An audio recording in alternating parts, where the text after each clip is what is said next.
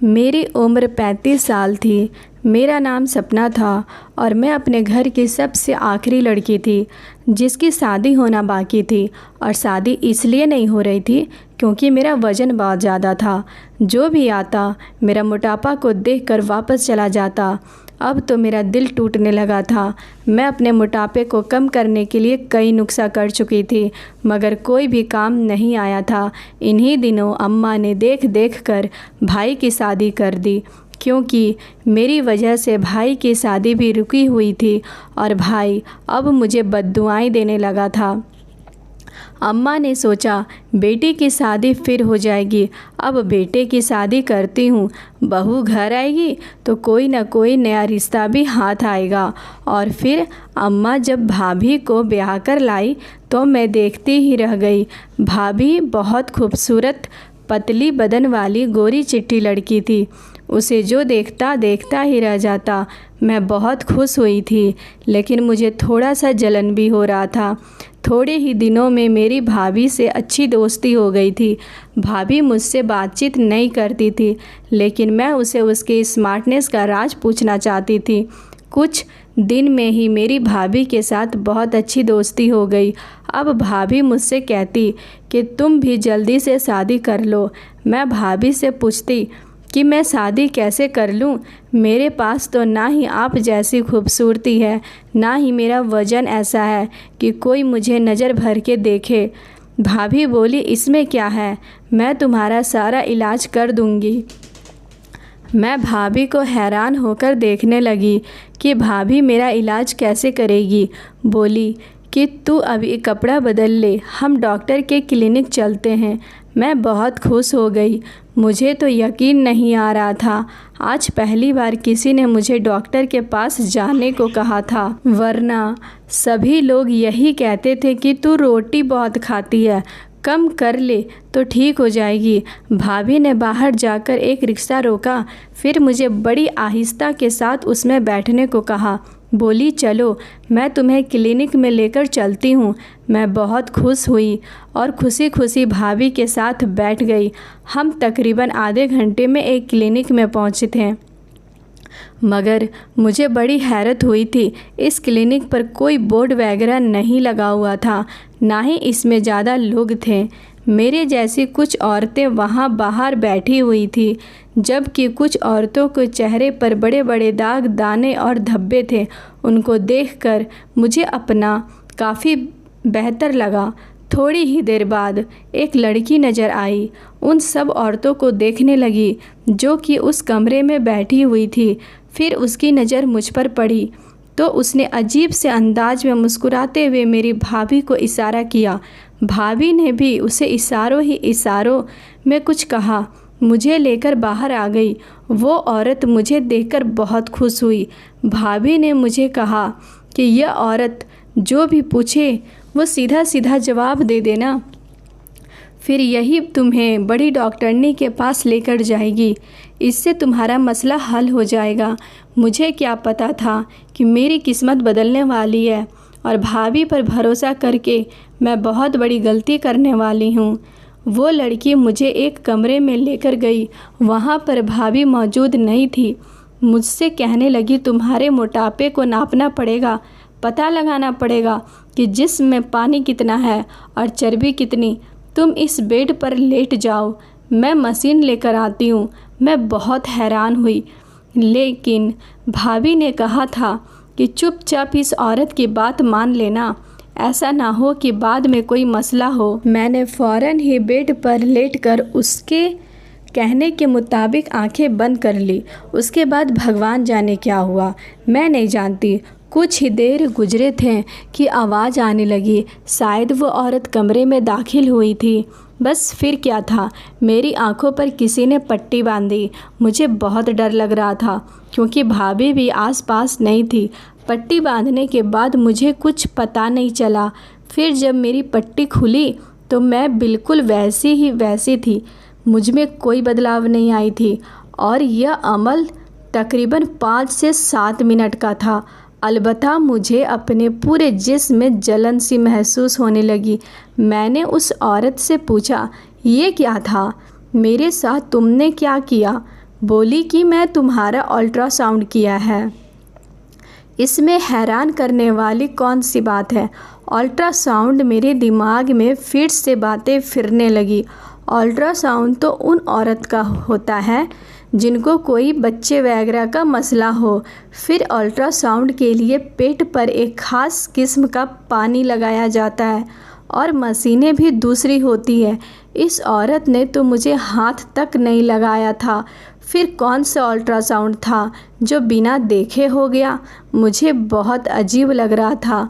फिर वो मुझे अपने सामने बैठाकर मुझसे बातें करने लगी कि तुम्हें कब से मोटापा है, खाती कितना हो।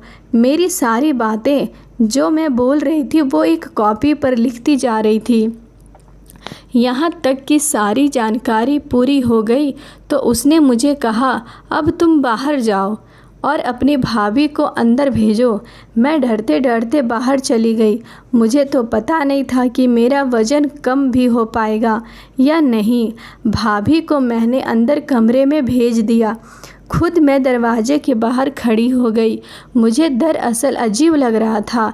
मैं यहाँ खड़ी रही।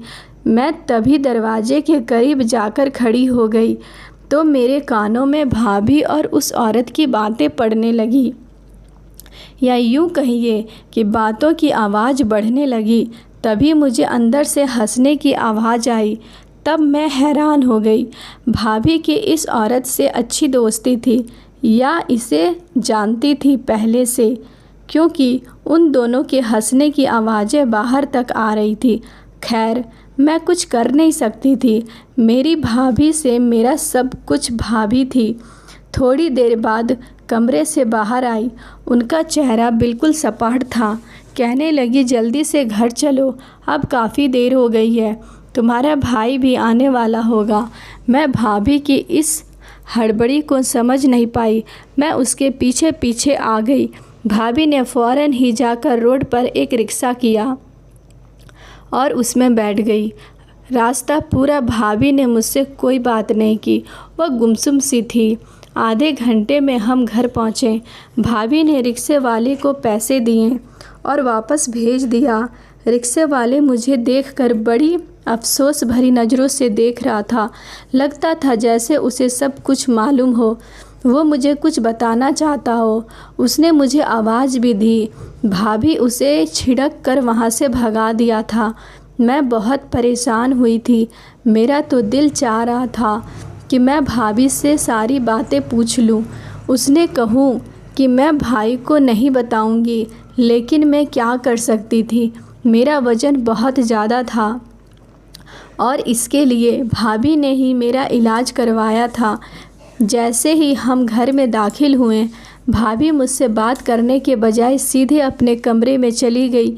मैं भी उनके पीछे पीछे गई कि शायद वो मुझे मेरे इलाज के बारे में कुछ बताएगी, मगर उन्होंने फ़ौरन ही दरवाज़ा बंद कर लिया और मैं बाहर भूत की तरह खड़ी देखने लगी। काफ़ी देर भाभी का इंतज़ार किया, मगर वो कमरे से बाहर नहीं निकली। मैं इसी तरह अजीब अजीब ख्याल सोचकर अपने कमरे में आ गई। तभी अम्मा ने मुझे बुलाया, कहा, भाभी तुमको बुला रही है। मैं बाहर गई तो भाभी बहुत खुश लग रही थी। मेरे गले लगकर बोली, तू तो मेरी सबसे अच्छी बहन है। मैं आज बहुत खुश हूँ। तेरा इलाज तो हो जाएगा। मुझे भी बहुत खुशी हुई। भाभी के चेहरे से खुशी के रंग छलक रहे थे। उन्होंने मुझे अपने पर्स से 1000 रुपये निकाल कर दिए और बोली, लो, जो भी दिल करे मेरी तरफ से खा लेना। मैं परेशान होकर बोली, भाभी तो मुझे मोटापे के इलाज के लिए लेकर गई थी और अब खाने के लिए मुझे पैसे दे रही है, ये क्या बात हुई? मेरे पूछने पर भाभी हंस पड़ी। अरे इसमें क्या बात है, तुम खाना पीना कर लो। कल से तुम अच्छी तरह से डाइटिंग करना और मैं तुम्हारा इलाज भी करूँगी। और हाँ, उस डॉक्टरनी ने तो मुझे दवा भी दी है। उस दवा से 2 हफ्ते में तुम्हारे पेट की चर्बी पिघलकर ख़त्म हो जाएगी। अच्छा, सच में? मुझे तो लगा था इसमें बहुत खतरे वाली बात है। शायद मैं लाइलाज हूँ, मेरा कोई इलाज नहीं हो सकता। मेरी बात पर भाभी हंस पड़ी और फिर बड़ी शैतानी मुस्कुराहट चेहरे पर सजा कर बोली, तुम्हारा इलाज मुमकिन है मेरी जान, बस तुम्हें थोड़ा सब्र करने की ज़रूरत है। भाभी की ऐसी बातें सुनकर मैं फिर खामोश हो गई। इस हल्ले गुल्ले में पता ही नहीं चला कब मेरा बड़ा भाई भी घर आ गया था। मैंने और नवीन ने खूब मज़ा किया। हम लोगों ने बाहर से खाना मंगवाया और खाया। इन सब में अपनी दवा के बारे में भूल गई थी। सब कामों से फारिग होकर भाभी मेरे कमरे में आई। उनके हाथ में छोटी सी शीशे की बोतल थी। मेरी तरफ देखते ही बोली थी, डॉक्टरनी ने मुझे दी है, इसमें क्या होगा, ये तो बहुत थोड़ी सी दवा है। मैंने कहा था नहीं, इसी से अमल असल होगा, बहुत असरदार दवा है। यह कहकर भाभी ने वो बोतल मुझे दिखाई। उसमें किसी खास किस्म का तेल था। भाभी ने मुझे बताया कि इसे नाक में डालकर रात भर सो जाना, सुबह उठूंगी तो तेरा वज़न कम होने के लिए मेरे जिसमें बहुत सारी बदलाव आना शुरू हो जाएगी। भाभी की बातें सुनकर मैं बहुत खुश हुई। भाभी ने कहा कि यह दवा बहुत महंगी है, मैंने तुम्हारे लिए 10,000 रुपये की ली है, इसको बहुत ख्याल करना, एक एक कतरा तेल का नाक में डालती रहना, इससे तुम्हें बहुत ज़्यादा मदद मिलेगी। मैं भाभी की बात सुनकर बहुत शुक्रगुजार हुई। फिर अचानक भाभी को कुछ याद आया और बोली, बात सुनो, तुम इस दवा को खाने के बाद अपने कमरे में ही रहना, इधर उधर ना जाना, इससे नींद बहुत आती है। जी भाभी, मैं कहीं नहीं जाऊंगी, आप फिक्र ना करें, पूरा कोर्स करूंगी। बहुत अच्छी बात है, चलो मैं चलती हूँ, रात बहुत हो गई है। यह कहकर भाभी मेरे कमरे से चली गई और मैं उस शीशी को देखने लगी जो बहुत ही छोटी सी थी। इससे जैसे लगता था तेल नहीं बल्कि जहर का कतरा हो। मैंने इसे खोला तो एक अजीब सी बदबू मेरे नाक से टकराई थी। खैर, मैंने दरवाज़ा बंद किया और उसका इस्तेमाल करने के बाद मैं सो गई। मुझे उस रात बहुत गहरी नींद आई थी। काफ़ी देर मैं सोती रही, बिल्कुल ऐसे जैसे कोई बेहोश होता है। सुबह के 10 बजे अम्मा ने मेरा दरवाज़ा ज़ोर शोर से बजाया। अम्मा की आवाज़ सुनकर मैं भी बहुत ज़्यादा डर गई थी, क्योंकि ऐसा पहले कभी नहीं हुआ था कि उठते ही मेरी नज़र घड़ी पर पड़ी तो मैं हैरान रह गई थी कि सुबह के 10 बज रहे थे। हालांकि ऐसा होना नहीं चाहिए था। मैं सुबह 10 बजे तक आज तक कभी नहीं सोई थी। मैंने हमेशा अपनी ज़िंदगी मुनासिब तरीके से गुजारी थी। फिर जैसे ही मैंने दरवाज़ा खोला तो अम्मा पर नज़र पड़ते ही परेशान होकर मुझसे देखने लगी। अरे बेटी, क्या हुआ? तुम तो बहुत जल्दी उठ जाया करती हो, आज ऐसी क्या बात हो गई? अम्मा ने कहते पर मैं सच में खुद को हैरत से देखने लगी। मेरा जिस्म से भी बदबू आ रही थी। मुझे लगा जैसे मैं किसी कीचड़ में सोई हूँ, क्योंकि मेरे कपड़ों से भी अजीब किस्म की बदबू आ रही थी जिसे सूंघा नहीं जा रहा था। वो तो शुक्र है कि अम्मा ने इस बात को महसूस नहीं किया। मैं नाश्ते पर जाने से पहले नहाने के लिए अपने कमरे में चली गई। नहा धोकर बाहर निकली। अपने तो तरोताज़ा महसूस हुआ। मुझे बहुत बुरा सा लग रहा था। इस तरह सोने से मेरे कमरे पहले बदबूदार कभी नहीं हुए थे, लेकिन आज तो एक अजीब सी मामला मेरे साथ पेश आ रहा था। थोड़ी ही देर बाद मैं नाश्ते पर गई। भाभी भी मेरे साथ बैठी थी। मुझे देख देखकर भाभी बहुत खुश हो रही थी। बोली कि रात को नींद कैसी आई? मैं भाभी को यह भी नहीं कह सकती थी कि मुझे बहुत ज़्यादा नींद आई, बल्कि नशे वाली नींद आई, क्योंकि अम्मा भी साथ में बैठी हुई थी और हो सकता था कि वह मुझे इस बात पर भी डांटती। तुम भाभी के साथ अकेली क्लिनिक में क्यों गई थी? यूँ मैं चुप रही। थोड़ी देर बाद भाभी ने खुद ही मुझे अपने कमरे में आने का इशारा किया। मैं जैसे ही उनके कमरे में गई तो भाभी बहुत खुश थी। बोली, देखो सपना, वज़न एकदम कम नहीं होता तो उन्हें कुछ महीने मेहनत करना पड़ेगा कि इस तेल का बाकायदा इस्तेमाल करना होगा। लेकिन इससे पहले मैं तुम्हारा एक और जगह टेस्ट करवाना चाहती हूँ। उस टेस्ट के बाद ज़्यादा अच्छे से पता चलेगा कि तुम्हें कौन सी दवा की ज़रूरत है। तुम तो जानती हो तुम्हारा मोटापा खतरनाक हद तक भर चुका है। अब अगर तुम किसी से शादी करोगी तो वो तुम्हें अपनी माँ के बराबर समझेगा कि तुम्हारा वज़न 50 साल की औरत से भी ज़्यादा है। इस बात सुनकर मैं डर गई। मैंने कहा, भाभी, आपको जो टेस्ट करवाना है मैं आपके साथ चलने को तैयार हूँ, लेकिन भगवान के लिए मेरे मोटापे को कुछ करें। भाभी ने भी डॉक्टर का कोर्स किया था, इसलिए मुझे उन पर बहुत ज़्यादा भरोसा था। भाभी ने कहा कि आज शाम को चलेंगे। शाम को तैयार हो गई। भाभी ने उसी तरह रिक्शे वाले बुलवाया। मुझे देखकर उसके क्लिनिक चली गई। मैं इस बार पूरी इम्तिनान थी, क्योंकि हम पहले भी यहाँ आ चुके थे। भाभी बोली, तुम इसी तरह कुर्सी पर बैठ जाओ, मैं थोड़ी देर बाद डॉक्टर साहिबा को लेकर आती हूँ। मैं कुर्सी पर बैठी। डॉक्टर साहिबा कुछ मिनटों में ही आई। फिर वो आते ही मुझसे कहने लगी, अब पतली नज़र आने लगी हो। यह कहकर वो बुरी तरह हंसने लगी, जबकि मैं हैरान थी। ऐसा तो किसी ने आज तक नहीं कहा था। मैं पतली लग रही हूँ। क्या ये लोग मुझे बेवकूफ़ बना रहे हैं? मैंने देखा उस औरत के हाथ में कपड़े थे जो नए लग रहे थे। उस औरत ने वो कपड़े भाभी को दिए। भाभी ने उस कपड़े को लाकर मुझे दिए और बोली, जाओ, जाकर बाथरूम में ये कपड़े बदल कर आओ, फिर क्या इसी में तुम्हारा चेकअप होगा। मैंने कपड़े देखे तो वो किसी दुल्हन के जैसे कपड़े लग रहे थे। लग रहा था कि इन कपड़ों में मेरे चेकअप का कोई बंदोबस्त होगा, क्योंकि ये कपड़े अस्पताल के हरगिज न थे।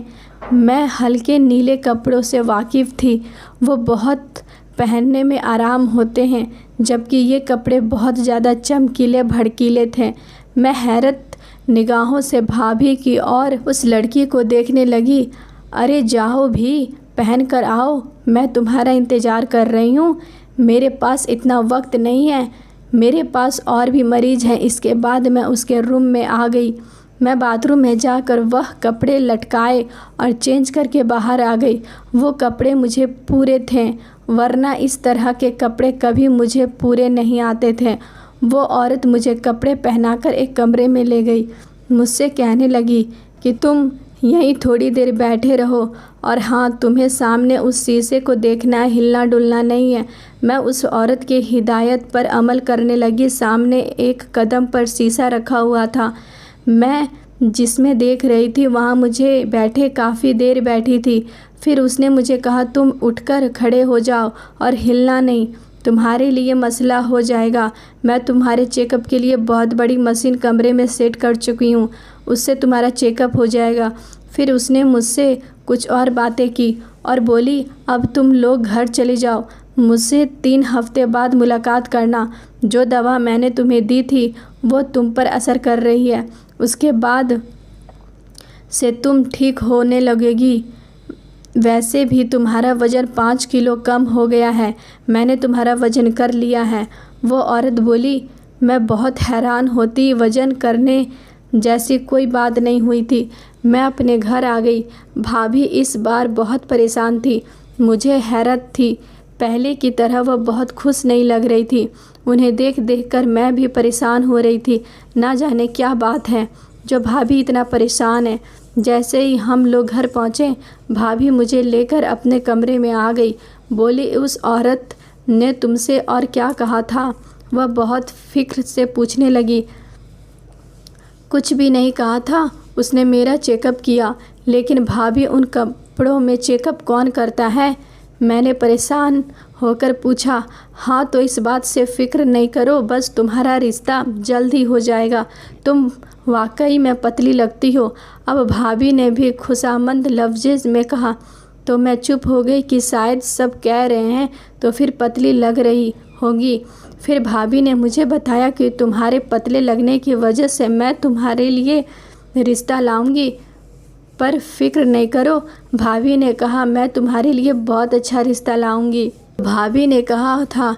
मैं बहुत खुश हो गई थी, लेकिन घर में किसी ने भी मेरी वज़न के बारे में कोई बात नहीं की। 2 दिन के बाद भाभी ने मुझसे कहा, मैं एक और रिश्ता तुम्हारे लिए देखना चाहती हूँ। तुम्हें पसंद हुआ तो बताना। वो लोग तुम्हारे घर आ रहे हैं। 2 दिन बाद ही मेहमान बनकर तकरीबन एक पूरा ख़ानदान हमारे घर आया। भाभी ने उन सब को यही बताया था कि मेरे ननद का रिश्ता अभी तक नहीं हुआ, मगर वो सब लोग जैसे मुझे पहले से जानते हो। अरे ये तो वही है, उसने एक औरत ने कहा। फिर उस लड़की को कुछ दिखाने लगी, बोली कि ये तो वही है। नहीं, ये बहुत मोटी है भाई, पहले ही हमारे ख़ानदान में ऐसी लड़कियों का मजाक बनता है। चलो यहाँ से। उन लोगों ने तो सामने ही कह दिया, मैं मोटी लगती हूँ और ऐसी लड़की से रिश्ता नहीं कर सकते। दिल टूटा था मगर मैं खामोश रही। वैसे भी भाभी ने कहा था कि अगर तुम्हारी शादी या रिश्ता इन लोगों के साथ नहीं होता तो फिर मैं अपने भाई से तुम्हारा रिश्ता खुद करवाऊंगी। तुम इस बात की फ़िक्र नहीं करो। इनके जाने के बाद भाभी मुझे तसल्ली देने लगी और बोली, ये आखिरी लोग थे जिन पर मैंने भरोसा किया था। बस तुम फ़िक्र नहीं करो, मैंने अपने भाई से सारी बातें कर ली है। अगर वो तुमसे शादी करेगा तो तुम्हारी ज़िंदगी संवर जाएगी। बस तुम थोड़ा एक्सरसाइज भी किया करो। मेरा भाई भी तुम्हारे डॉक्टर के पास लेकर जाएगा, उससे तुम ठीक हो जाओगी। मैंने भगवान का धन्यवाद किया। कुछ ही दिनों में भाभी का भाई मेरा रिश्ता लेकर आ गया। उन्होंने मुझसे देखा तक नहीं और मेरी शादी की तारीख तय कर दी। मैं बहुत खुश थी। आखिर भाभी का दिया हुआ टोटका काम कर गया। लेकिन भाभी ने मुझे सख्ती से मना कर दिया था कि आइंदा वो दवा इस्तेमाल नहीं करना, उसे तुम्हें बहुत नींद आती है। मैंने भाभी की बात समझ ली थी, सो मैंने वह दवा इस्तेमाल करना छोड़ दी। मेरे लिए ज़िंदगी बहुत आसान हो गई थी। मेरा पति मुझे देखते ही मुझे पर फिदा हो गया। बोला कि तुम मुझे बहुत अच्छी लगती हो, तुम बहुत खूबसूरत हो। मैंने तो सिर्फ़ अपनी बहन के लिए तुमसे शादी की है, अपनी बहन का घर बचाने के लिए, वरना तुम जैसी औरत से मैं कभी शादी नहीं करता।